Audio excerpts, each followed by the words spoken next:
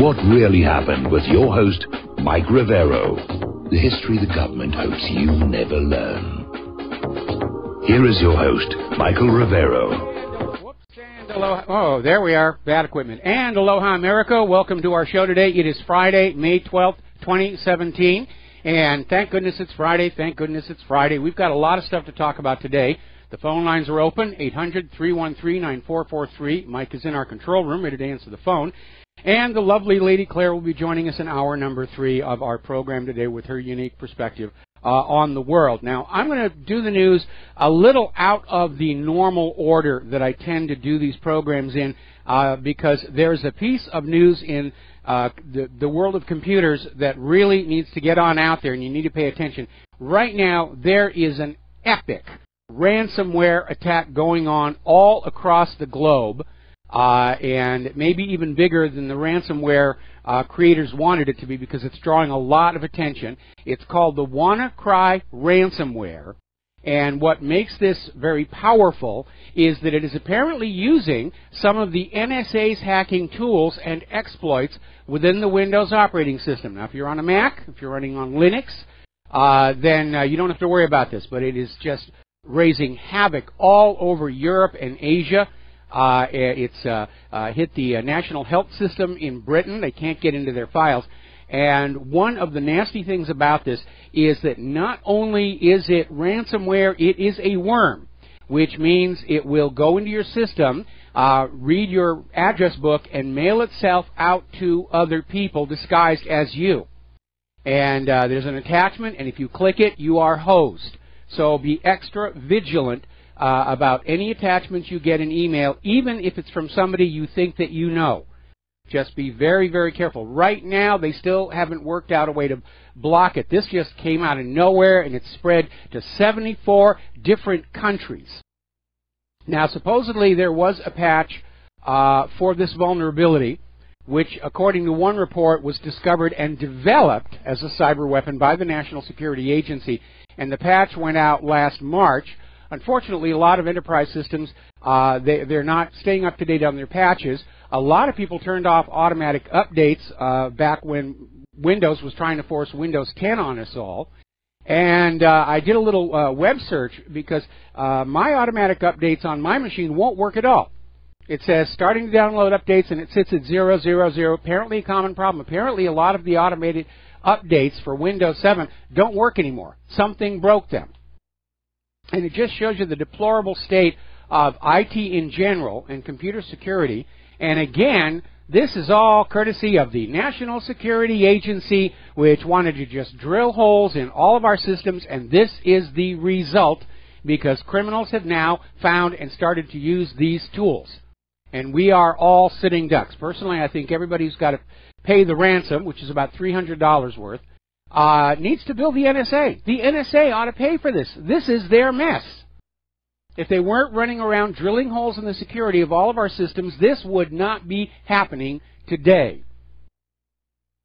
So it is massive, and again, be very careful about attachments on emails from people you think that you knew. Now, the reason so many companies are being hit very hard is because this WannaCry ransomware uses an NSA tool known as Eternal Blue. And Eternal Blue allows the ransomware to spread laterally across business computer networks through a vulnerability in commonly used Windows file sharing systems. And apparently, this is the vulnerability where they're literally, it's able to hop from machine to machine over this file sharing, this Windows file sharing. And apparently, even if you have this Windows file sharing in multiple locations across the country, it's going to leap across that. It's just absolutely running rampant. Something like, I think, 86,000 reported instances so far, and it's still spreading out of control. Now, right now, the WannaCry ransomware is at the top of the most wanted list here. But apparently, Telefonica in Spain has been hit. In fact, Telefonica literally told all their employees, shut down your computers now. Stop work. Just stop. Pull the plug. let's see what else. FedEx got hit. Reports of infections in Great Britain, here in the United States, China, Russia. Russia's just really been hit. It's just very heavy in there. Spain, Italy, Vietnam, Taiwan, and others. And again, 36,000 instances that we know of. And according to Kaspersky, it's in 74 countries, and it is still growing. It is spreading out of control. Let's see. I wonder if they're going to blame this on Russia. I mean, they've already tried to blame the 2008 Obamacare. They're trying to say now that Russians hacked that as well. But again, pointing on out, most of the WannaCry infections are actually in Russia. It's almost like somebody declared cyber war and specifically targeted Russia, and it's spread to other countries, and it's infecting them as well. We're going to do a quick shout-out now to our on-air affiliates who are just now rejoining the network, and we're going to take a phone call from Tim in Michigan. Aloha. Welcome to the show. What's on your mind? Aloha, Mike. Aloha. Okay, so I was looking at Facebook this morning, and I saw this thing. It's called the Labor Minute that you can look up on Facebook. And regarding your internet connection with Spectrum, there seems to be a labor dispute between the IBEW and Time Warner Spectrum Cable. Okay, that might account for it, because it's still horrible. I'm still only getting 10% of what we're paying to get in terms of bandwidth. You know, I'm surprised. No, the issue that I'm speaking of is in New York. But I'm pretty sure that if there's a labor dispute in New York, there might also be labor disputes also in other parts of the country. Well, depending, depending on, hang on a second. I have to send a message to the control room.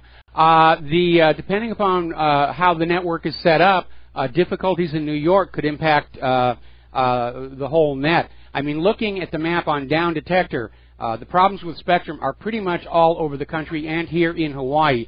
Apparently, one of our somebody called into the show saying they can't see my BAM user feed. It is going out from here. We are sending out BAM user, but apparently it's not being visible. I mean, the whole net is in the United States. It's like our bridges, like our roads, like our buildings, and it's deteriorating. It's suffering the effects of neglect. It's not being expanded to deal with increasing demand and usage. And it's starting to show the strain because, again, going back to Down Detector, looking at the other major ISPs, Spectrum is the worst, but they're all showing little problems here and there. And obviously, in a system that large and complex, there are always going to be some issues somewhere. But in terms of Spectrum, it is really horrible. And I was unaware of the labor dispute, and I was guessing that the merging of Spectrum's charter internet with the Time Warner internet was not being done very well, and there's all kinds of conflicts. But the quality of service out here, it's just terrible. It's just terrible. Yeah, so I thought I'd bring that to your attention. Well, thank you very much. That is a useful piece of information to have here. And thank you very much for the phone call. We're going to let you go here. And we're going to get on back to the news, back to our normal format here. And obviously, we're still seeing the after effects of the firing of FBI Director James Comey. And we are continuing to hear from within the FBI itself that this would open up a very real possibility of the Hillary Clinton email server case and her staffers being reviewed. The case could be reviewed.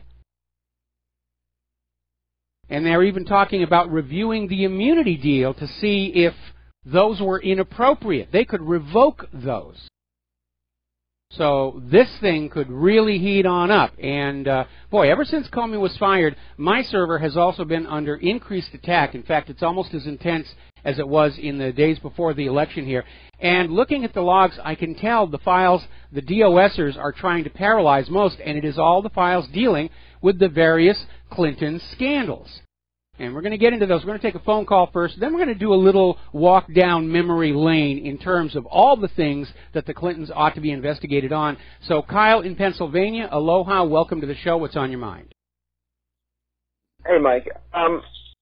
This whole Comey thing is a whole much to do about nothing. And I cannot believe the media, the left media, the mainstream media that is claiming this hysteria over it. I mean, they're really showing their back end on this one. You know, the CEO of Coca-Cola goes away. They don't stop making Coke.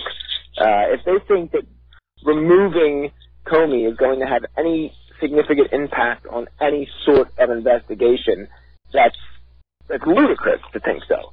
I think. Well, I disagree with you. And we are hearing from people inside the FBI that they were furious that Comey and Loretta Lynch were protecting Hillary Clinton when she's obviously committed these felony violations of Title 18.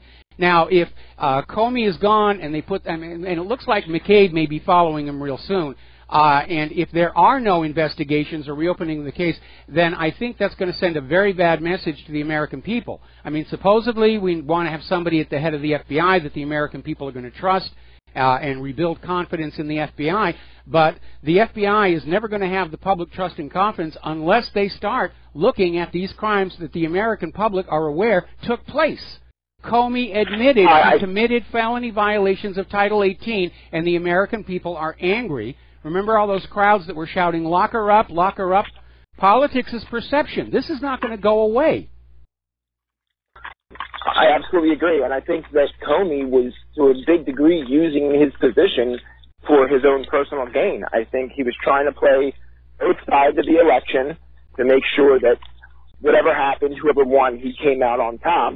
And in a way, he managed to screw himself on both ends, as well as severely damaging the perception of the FBI. They need to bring out the big guns, and they need to, you know, I think reopening the case against the Clintons would be probably the best thing they possibly could do. Yeah, right now, the FBI needs to be seen by the American public as doing their job and investigating these crimes, corruptions, and possible espionage. As for your internet connection that you say, is it a coax-based connection, broadband, or is it a satellite-based? Here in Hawaii, it's optical from the coastline and optical into the neighborhoods, and then it goes from optical to basically Ethernet coming into the home. Okay, so what you should be able to do is call your provider, and they can run a test called a home integrity check or premises health test, and you want to know what your upstream is. You want to make sure it's below 50, and make sure your received power is above negative 10 decibels per millivolt. Well, yeah, I'm familiar with all of that, and we've already done that. And my internet speed from here to what used to be the Time Warner Center up in Mililani is very good. It is the connection to the mainland that is crawling, and they're aware of the problem, and we are working on it. But you do have to sort of force your way past the talking points where you call the service and support people, and the first thing they're trying to do is convince you, oh, it must be your problem. We are perfect. We never make mistakes. And generally, I have to go through this song and dance for about 10 minutes every time I call support to convince them I really do know what I'm doing in terms of my computers and routers and modems and everything, and the problems at that end. And then there'll be a heavy sigh of relief and say, yeah, you're right. There are some issues in your area, and blah, blah, blah, blah, blah. But if you, again, go over to downdetector.com. There's a comment board under there, and you're seeing all these people who are saying the Spectrum Internet service is slow or non-existent, and they're just furious with the attitude displayed by Spectrum's customer support, which is, it must be your fault, there's nothing wrong with us. And yet, obviously, there are significant problems with Spectrum all over the country. And they even got sued by the state of New York for only delivering a fraction of the bandwidth that they promised customers they were going to get. There are ways around that. There are ways that you can, even if you're paying for 10, say, megabits per second, you can, there are obviously ways that you can increase that. Yeah, I've heard about those, but, I am paying for the high bandwidth. I really would like to get it, and that is the issue here. Okay, obviously there is a node problem. Okay, well, listen, Kyle, thank you very much for the information. We're going to let you go. We're going to take another phone call from Sherry in Texas. Sherry, aloha. Welcome to the show. What's on your mind? Hi, Mike. Yeah, I'm going to go back to this idea of this wordplay thing. See, the term extreme carelessness is not in Title 18. And that's it what says negligence. Conspired. It's negligence is the yes, term. But see, I don't think he used those words. See, this is semantics, wordplay. Comey conspired to throw, along with others. I don't think he thought this up all by himself. I think, this is my interpretation of it, he conspired to throw the conviction through semantics or the meaning of words. So he is in fact guilty of intent to deceive. He is the intent to deceive. I would agree, or obstruction of justice. He's clear. It's not the FBI's job to recommend whether somebody gets charged or not, and Comey exceeded his authority. And, obstruction of justice is there. But in the end, in both Hillary Clinton and Huma Abedin's case, James Comey said, we don't think they ought to be charged because we couldn't find intent of wrongdoing. But if you look at that section of Title 18 where it talks about negligence, intent isn't needed. And Trey Gowdy called him on in that last hearing. Okay? But the thing is, he intentionally used the word extreme carelessness, which means the same thing, you see. But he could fool people with that. It's semantics. He interpreted gross negligence as extreme carelessness, like it's an entirely different thing. And it's really not. If, in fact, the jury, the justices, whoever look at this, can determine that extreme carelessness is the same thing, then he was just deceptive in his use of words, because he was in fact saying gross negligence, but without using the word. It's really irrelevant, because the whole point of that section of Title 18 is it is the act of exposing classified information to a non-secure environment that is the crime, and intention does not enter into it. And it doesn't matter what words he used. The instant that Hillary or Huma Abedin were sending classified information to private email service and laptops, they are in violation right there. And what their intention was is irrelevant. Whether they were just being careless is irrelevant. No. The exposure of the information is the crime. But here's the sneaky thing. He didn't use the words. It didn't mean anything. He used that in a creative way to fool everyone. It doesn't by not matter. Saying gross negligence. Well, it doesn't matter. It doesn't matter which word he used. He was hoping that people didn't understand Title 18 or hadn't read it. But for those of us for those of us who read Title 18, it doesn't matter what words he used. In the end, he gave Hillary Clinton and Huma Abedin a get-out-of-jail-free card by saying he couldn't find intention of wrongdoing when intention is not required under Title 18 for a conviction. I'm not trying to say she wasn't guilty. I'm just showing an angle he used that's going to be used against him, because what he did was deceptive. He fooled people into thinking just because he didn't say the word gross negligence that somehow they got off. See, that's the deception. That is the deception. It's semantics, and we'll see what they do about this. It's sure they're guilty. But he got away with something that's kind of erroneous, because it doesn't matter, gross negligence, just because he didn't use those words. See, that was the deception. He didn't have to use those words, gross negligence, but he gave the impression that because he didn't say gross negligence, that somehow she got off, see. Well, I think no one caught it. I think you're making a mountain out of a molehill here, because it doesn't matter if he uses gross negligence. It doesn't matter if he uses carelessness. He was trying to make a case for not prosecuting by saying she didn't mean to do wrong, when the law itself says it is the act that is the crime, not the I'm not arguing against that fact at all. Okay, all right. Okay. All right, we're gonna let you go. We got to take a break for commercials, and we'll be right back. And aloha, America. Welcome back to the show here. So with the possibility that we may actually see some investigation of the Clintons and their cronies, it's time to take a walk down memory lane, looking back on the history of the Clintons. And of course, certainly for me, it all starts with the death of White House Deputy Counsel Vincent Foster,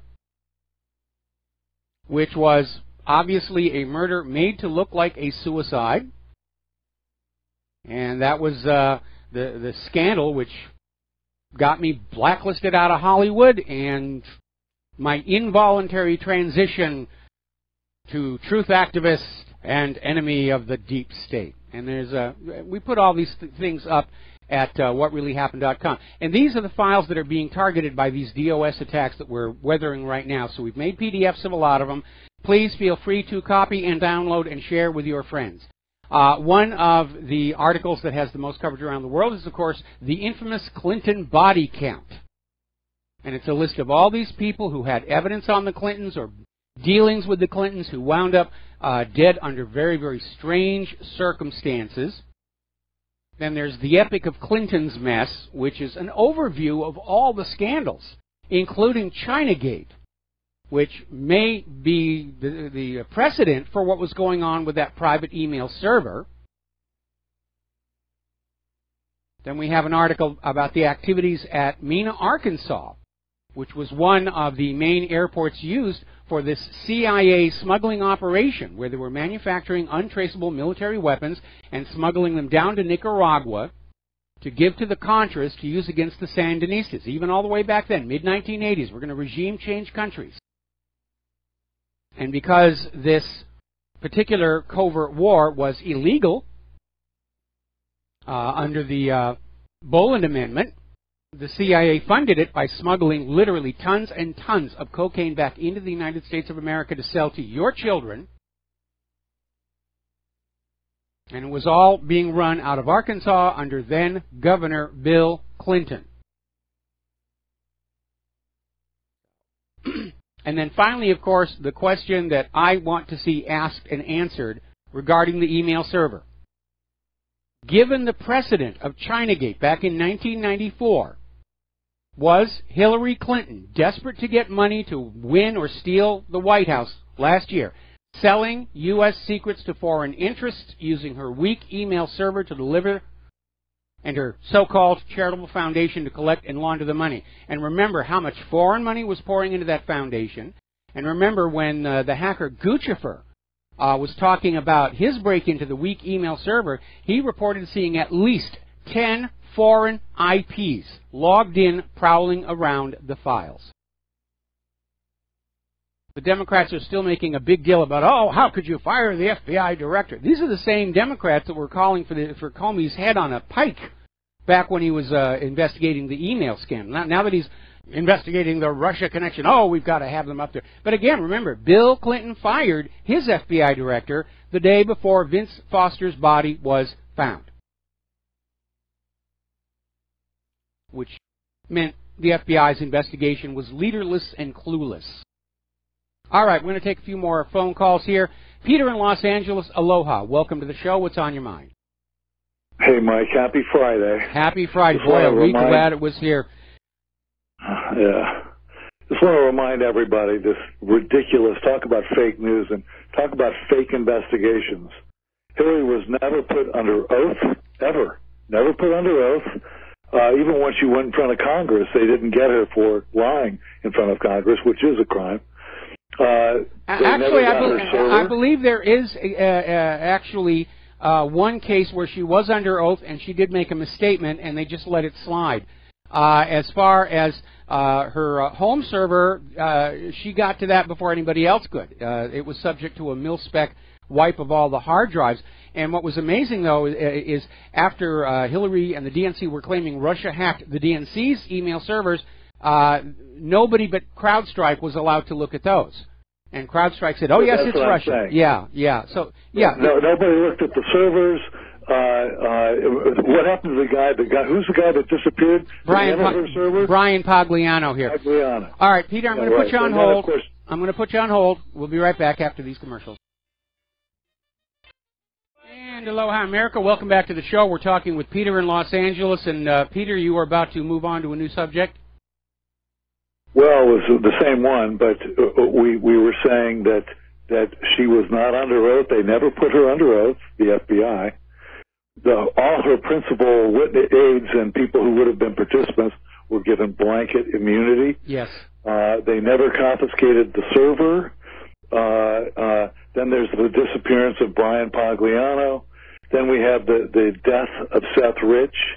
And then we have the meeting on the tarmac between Bill Clinton and Loretta Lynch. Yes. Then we have the letter that just came out where Loretta Lynch is basically saying, we're going to protect basically Hillary Clinton. All this came from Obama. Obviously. Yes. He had every time he got an email from Hillary that didn't say .gov on the end of it. I mean, it would have been enough if there was what happened, the massive breach of security under his watch, and he did nothing about it, which he did nothing about it except cover it up. Yeah, I remember when he got up there on TV and said the first he even learned about it was on the national media, which is getting to be kind of a consistent meme with all of these people. Oh, I had no idea, though. I mean, Huma Abedin initially said, "Oh, I had no idea those emails were on Anthony's laptop. I only learned about it from the news media."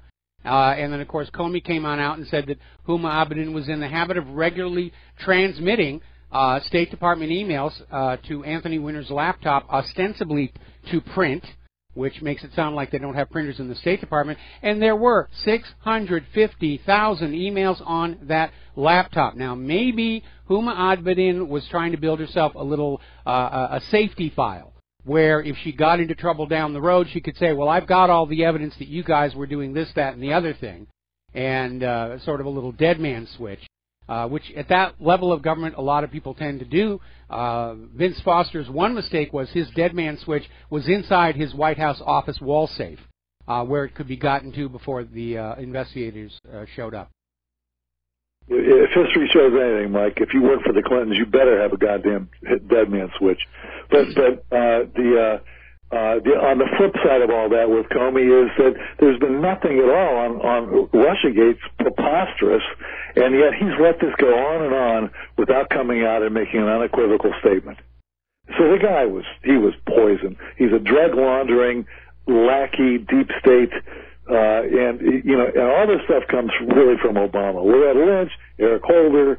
It goes back further than that because you hit it on the head when you talked about Comey being a drug money launderer when he was at HSBC, because that's what ties all of this together. The Bushes, the Clintons, Loretta Lynch, Comey. It's the narcocracy. It's this cancer of CIA-sanctioned drug running, drug selling inside our country, and it's corrupted much of our government, even worse than it was corrupted during Prohibition. And right now they are fighting to not only survive and perpetuate, they're trying to figure out some way they can go back underneath the rock, because more and more people are taking a look at how this all ties together, going on back to all this CIA drug running out of Arkansas in the 1980s, the heroin they were bringing in during Vietnam, the heroin they're bringing in now from Afghanistan. And it's obviously, for those on the inside, it's a sweet deal. They're all making huge amounts of money. But look around our country, and then look at any other country where the drug lords have taken control, and you will see the same decay, the same despair, the same poverty, the same out-of-control drug addiction in the streets. Mike, if I could ask you one thing, and then I'll let you go. I know there's got to be a lot of calls, but yesterday you talked about a story about how, speaking of how he's not shut down Russiagate with absolutely no evidence at all. He hasn't come out and said it. He's let that go on. But you broke a story yesterday about how the FBI was trying to talk somebody into saying that they were a Russian. Yeah. Involved in that. Can you repeat that for me? Well, basically the story is that there was this Russian hacker who was arrested for hacking into some company internet, and was finally arrested. And while he was waiting trial, through his lawyer, he is saying that he was approached by agents of the FBI who said they would get the charges dropped, they would move him to the United States, they'd get him a citizenship and an apartment, and all he had to do was say that he was hacking the DNC email server on behalf of Russia. So they were trying to manufacture a witness. And I guess this guy just decided he didn't want to get involved in that, probably because so many other people who play ball with the government at that level do wind up much worse off in the long run, because the government never keeps their promises about this sort of thing. So that's the story that came on out. Yeah. Well, it goes all the way back to Bill Clinton and George Bush and the CIA itself. That's the rotted core right there, is CIA and their entanglement with drug money, and that actually goes all the way back to Ronald Reagan, because it was Ronald Reagan's Attorney General, William French Smith, who literally wrote the rules saying that the CIA could be involved with drug traffickers without having to turn them over to the DEA. Critics have called it the CIA's license to smuggle. Well, the CIA was then in a position to set up protected drug smuggling routes that were safe from being investigated, and they took advantage of that, which is what led to Iran-Contra and to the mess we're in today. And, Mike, they can't launder that kind of money, even the CIA, without the banks. Well, I mean, remember the BCCI scandal and now HSBC? Yeah, they need the banks to do it. And before that, there was one called Nuke in Hand back in the early 80s. Yes. And another one with the Vatican Bank laundering money. Yeah. Tied in with the CIA. And when Pope John Paul I came on in, he wanted to clean that up, which is why he didn't stay alive all that long. And I'm trying to... Roberto Calvi was the head of the Vatican Bank. They found his body hanging underneath the Blackfriars Bridge in London. Mike, have a great weekend. All right, thanks an awful lot here. We're going to take a phone call from Steve in California. Aloha, Steve. Thank you for waiting. What's on your mind? Well, a couple of callers back, you had a young female calling, and I think I understand what she was talking about. She's talking about the redefining of the English language, and we saw that with Bill Clinton, with his under oath saying, yeah, that all depends on the definition, is. And it clearly, the Title 18 does say you don't have to show any kind of criminal intent. It's just the act itself, and we know that's exactly what she was guilty of. She's guilty of many violations of Title 18. But I think what James Comey was treading lightly on that and covering his own behind, and using that English variation, the definition of is, redefining that definition to say that's the way I look at it, and that's the way I'm going to look at this situation and let it go. But, that doesn't fly. That doesn't fly at all. And so, clear analysis of that and an investigation to why he did not act appropriately by the law, which also would bring in Loretta Lynch, the Attorney General at the time. This thing goes deep, goes very deep. Michael, and it should be exposed to why people in prominent positions did not do their job. Something coerced them, somebody forced them to make those decisions of redefining the definition of is when you get to the bottom of that problem there. Well, I don't want to get focused on the specific language being used because for those people who didn't read or don't know Title 18, it doesn't matter whether Comey says negligence or carelessness. For those people who have read Title 18, it doesn't really matter whether Comey used negligence or carelessness. In the context of Comey having obstructed justice, it doesn't matter which words he used. And certainly, Comey exceeded his authority in making a decision about whether or not Hillary should be charged, because that's the province of the Attorney General. The FBI is supposed to gather all the evidence, present it to the Attorney General, and then the Attorney General gets to make that decision and carry the political heat for it. And what Loretta Lynch wanted Comey to do was to basically say, we're not recommending charges, in order she could say, we agree, and therefore it's not just her acting unilaterally to protect Hillary Clinton, but we have a consensus of opinion among all these corrupted people that we're not going to charge the corrupted presidential candidate. Oh, I agree. I totally agree. There was a role reversal on job description there, big time. It was hilarious to say, well, wait a minute, I'm really the person to decide. When I'm going to throw it to you and you decide, and I'm going to sit back and take your job responsibility. The whole definition of their job description has been reversed, basically from the AG to the FBI director. I thought that was amazing, and I think we all caught that really fast. Something else is at play here, that somebody else is saying, I won't decide, you decide, and not doing my job, basically. Well, again, if Hillary were to actually be charged, or any of Hillary's associates, sooner or later somebody's going to say, I'm not eating this all by myself. Here's what's really been going on. The Bushes and the Clintons and the CIA are behind the vast majority of drug smuggling and drug sales inside this country. These banks were laundering the money. Yes, they were using the Clinton Foundation. All these people are dirty with it, and the whole thing is going to unravel. And that's why you're seeing such a panic all over the corporate media, all over the government itself. This is a secret that could bring down the entire government. The fact that the biggest drug smuggler in the country is the country itself. That's the sort of thing that can really destroy a government. And that's why they're trying so hard to protect Hillary Clinton, not because they like Hillary Clinton. They're protecting their own wealth, power, and connections to the smuggling. And that's why they're trying so hard to say, no, pay no attention to all the cocaine deaths in the country and all the, it's all about Trump and Russia, Trump and Russia, Trump and Russia. And they're still pounding it, even though we have people like even Dianne Feinstein, who hates Donald Trump, and she's out there saying, no, there actually is no evidence of any collusion. And I loved the look on Wolf Blitzer's face when she said that. Yeah, it's just media distraction, but, I see a lot of plea deals and a lot of deals being given to give the goods out on what's going on. And I want to know why nothing was done and nothing's been said about those 37,000 emails that were deleted, the hard drives that were scrubbed when the FBI said don't do this. My gosh, if you and I did that, we'd be in jail already. Absolutely. But, I just want to see that opened up wide to say, people, there is only one law. It applies to all. We don't have a two-tier system here. We have one law that applies to everyone equally, and this person here sees it as a two-tier system. Open it up. Get it done. Well, beyond that, I think it's time for the American people to basically man up or woman up. Don't want to get the PCers on my case here. And just start to acknowledge the incredible degree, breadth, and depth of the corruption that we have in the upper levels of the federal government. They are all dirty. Again, the former director, Comey, was a member of the board at HSBC while the drug money laundering was going on, for which HSBC was eventually prosecuted in other countries and wrist-slapped here in the United States.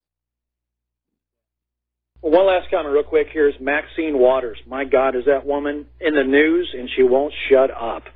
I just got to laugh at her for the investigation that needs to continue on something that they can't find, but they're going to try as hard as they can to manufacture an email or something using probably Vault 7, put it on somebody's hard drive to say, look, we found it finally. Look, we finally found it. I can't get over the partisan politics and how the rule of law is just, Yeah, it's all subordinate. Again, yes, it's partisan politics, but it's more than that. It's the narcocracy fighting for its survival. And again, looking at the bickering going on in the Congress, they're not actually doing their job. They're not governing, and maybe that's actually a good thing if you think about it. Again, the real divide is those on the inside of the CIA's drug-running operation and those who are on the outside. And those on the inside are going to protect each other. They're going to cover for each other. Remember when you were in high school, there was always the clique of the rich kids and the beautiful kids, and they got away with everything because they were always covering for each other. That's what we have in Washington, D.C. They have that same mindset. The only difference is that they've got nuclear weapons now. But that's exactly what's going on. Anyway, Steve, I'm going to let you go. Thank you. All right, we're going to switch to Bob in Las Vegas. Bob, thank you for waiting so patiently. What is on your mind? Oh, thanks, Mike. Thanks for taking my call. Oh, and a thank you to Steve from California for recommending that program about Big Bird in the Sky. About the Bob, are you there? We lost him. Boy, talk about failing infrastructure. This is starting to everything's breaking down in this country. It's amazing. All right, now, getting on back to McCabe, who is the Deputy Director of the FBI and is now, at least for the moment, the interim FBI Director while a new permanent Director is looked for. And apparently, we mentioned the other day, he's under investigation. It turns out he's under two separate investigations, the Department of Justice and the Senate Judiciary Committee. And I find it absolutely amazing to think that we have an interim director of the FBI who is himself underneath investigation. All right, Bob in Las Vegas, are you on the line again? Yes, sir. Okay, so please continue where you hear me? I can hear you. Where? Okay. Oh, I was just going to say thanks to Steve for recommending that show about the drones. I'm going to watch that this weekend. Mike, the whole Russia gate, it's all distraction, so these people, don't have to do their real jobs. Although you did say maybe that's a good thing, that they're not governing. But you were right. Ross Perot said this in '92. It's the system that's corrupt. You can bring good people into government, but it won't matter. The system is so corrupting, it'll even change good people, which it has, I'm sure, over the years. But, Mike, on the computer attacks, actually, last night, I did see a headline. I didn't read the article, but apparently Hayden, the former CIA director, called for cyber warfare against Russia. Oh, yes, that's right, he did. And Russia is where this ransomware is really doing the most damage. Yes. So, all these faces that did such good for this country, like Condi Rice is back in the news. What do you know? She's back in the news telling us about, I guess they want to get her advice on what Trump should do in foreign policy. I mean, she has such a great record of accomplishments. So, it's just amazing. Well, we're seeing a faction fight within the government, and that may be a good thing. It could lead to an actual fracturing and collapse of the government. Again, the parallels with what was going on in the Soviet Union in the months before it fell apart, we're seeing it all over here. A government that is so at war with itself that it can't function. And that's really where we are. Anyway, listen, Bob, we're going to let you go and take a break for commercials, and we'll be back with another phone call. Then we're going to get on back to the news because I got a lot to cover before Claire shows up. We'll be right back. And aloha, America. Welcome back to the show here. We're going to take another phone call. Then we're going to close the phone lines for a bit. Mo in Florida, aloha. What's on your mind today? Aloha, Michael. Thank you for taking my call. I think the most important thing Trump can do is put out a message somehow that anybody that's involved in any kind of wrongdoing to a certain level, there'll be like an amnesty. Get whistleblowers to come forward. They're all compromised with, like with the Jeffrey Epstein type thing. Look, you've done a few. Everybody's done bad things. We're going to have a moratorium. We're going to give an amnesty to certain levels of crime and put that out there. Because I know, like you, Michael, I've listened to you since you started. I think we're at an inflection point. And he needs people. They're all scared. They're afraid if they stick their head up, they're going to get it cut off. And this, I think, the most important thing Trump could do. What do you think? Well, that would be one thing that you could do, but there are two other aspects. First and foremost, those who turn state's evidence against this narcocracy pay for it, and a perfect illustration of that is Barry Seal, who was one of the CIA's pilots flying guns from Arkansas down to Nicaragua and cocaine back, and following the crash of Eugene Hassenfuss's plane, and him blowing the whistle on the whole thing, leading to Iran-Contra, Barry Seal got caught with drugs, and he was turned into an informant. And when that came on out, and it was revealing the links of this drug-running operation all the way up to the White House, he was literally ordered by the judge in his case to live in this motel, and he was literally ordered not to have bodyguards or any guns whatsoever. And, of course, these two guys with machine guns showed up and just gunned him down. So that's the second factor. And the third one is for those who are in public life, such as those who are running for re-election, it doesn't matter if they are given legal indemnity for their crimes. The public awareness of their crimes is going to be a threat to their future careers. So I wish it was as simple as saying, okay, all crimes below this level, we're not going to prosecute because we want to go after the big criminals. But it's not that simple. Well, I think it could be an avalanche of whistleblowers coming forward to where he already has a mandate, I believe. I think this would just reinforce it. I mean, if I was, nobody's perfect. I've done some stupid stuff in my life.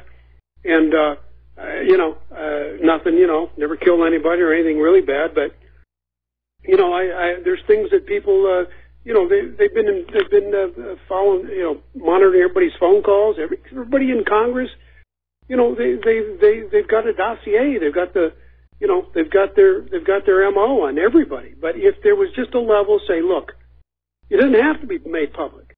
It could be some kind of, I don't know. I just think that I think if he does, I think we're at a crescendo point right here, a tipping point, and I think there's a lot of people that are they want to come forward, but they're afraid of what their family's going to think or something like this. And I think there could be some kind of indemnification to put a buffer there. We're talking about people who are going to be willing to go into the witness protection program and start life all over again in some other part of the country.